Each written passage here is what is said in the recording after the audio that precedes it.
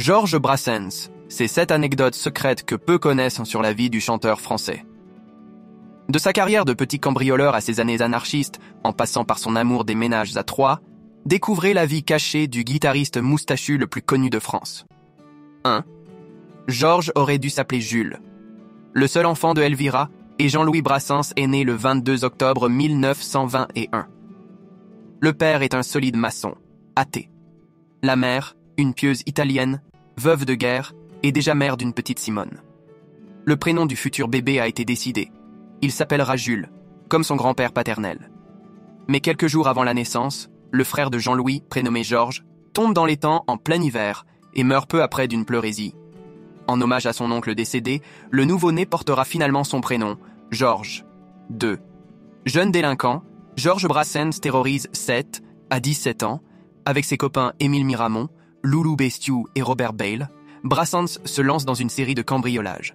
Pendant plusieurs semaines, les apprentis montent en l'air vont sévir dans 7. Brassens dérobe même un bracelet et une bague à sa demi-sœur. Il les refourgue aux sœurs Bouillon, bijoutières du centre-ville, qui les écoulent dans l'arrière-salle de leur boutique. Mais les receleuses se font pincer, et avec elles, la petite bande. À son procès, en juin 1939, Georges est condamné à de la prison avec sursis. La presse locale livre le nom de Brassens en pâture.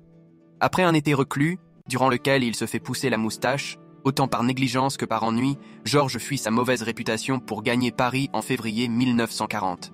Entre-temps, la guerre a été déclarée. 3. Georges Brassens est adepte du ménage à Troyes. En 1942, Brassens est à Paris où il passe ses journées à se forger une culture littéraire et poétique. Il est logé par sa tante Antoinette dans le 14e arrondissement. Celle-ci lui présente une amie couturière, Jeanne Planche, née Le Boniec. Elle tombe sous le charme du jeune homme, de 30 ans son cadet. S'ensuit une romance qui sera interrompue en 1943 par le départ de Brassens pour le service du travail obligatoire en Allemagne, imposé aux jeunes Français. À son retour, Georges s'installe chez Jeanne. Mais voilà, elle est mariée à Marcel.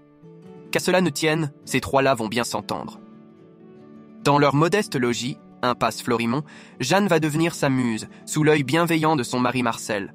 C'est Jeanne qui lui offre sa première guitare et l'aide à éditer ses premiers ouvrages. Tout en faisant preuve d'une jalousie féroce, aucune des conquêtes de Georges n'a le droit de venir à l'impasse. Quand Jeanne se remarie après la mort de Marcel, en 1966, Brassens quitte l'impasse. 4. Georges Brassens joue dans un camp de travail en Allemagne en 1943.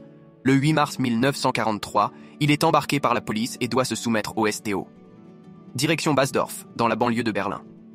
Entre deux rotations dans une usine BMW, il plaque quelques accords sur un vieux piano découvert dans une salle du camp de travailleurs. Pour distraire ses camarades d'infortune, il s'y installe et accompagne son ami René Riskin qui chante. Au programme Trenet bien sûr, mais aussi des chansons que personne ne connaît. Ce sont celles de Brassens. Il y a déjà Le mauvais sujet repenti ou Pauvre Martin. En mars 1944, il profite d'une permission pour rentrer à Paris et ne plus revenir. Il se cache dans la capitale jusqu'à la fin de la guerre. 5. Pauvre ou riche, Georges Brassens tient à son taudis. Brassens a vécu 22 ans, de façon interrompue à partir de 1942, dans la petite maison sans eau ni électricité de Jeanne, impasse Florimont. Un vrai zoo. Dans la courette, une tripotée de chiens et chats errants, quelques canards, des tortues et une grande bassine pour faire sa toilette. Brassens vit là, sans un sou. Ses amis lui portent de la nourriture et Jeanne glane sur les marchés de quoi faire bouillir la marmite. C'est au milieu de ce taudis insolite que naissent quelques-unes des plus grandes chansons de Brassens, dont Chanson pour l'Auvergnat, 1954, en hommage à Marcel. Une fois le succès acquis, Georges, qui affirme avoir un sens de l'inconfort exceptionnel, ne déménage pas. Il fera tout de même installer l'électricité à l'impasse, qu'il ne quittera qu'en 1966. 6. Georges Brassens, un anarchiste ami des curés Brassens l'anticlérical, se reconnaît dans l'anarchisme. En 1945, il crée l'éphémère parti préhistorique qui prône le retour à la vie primitive.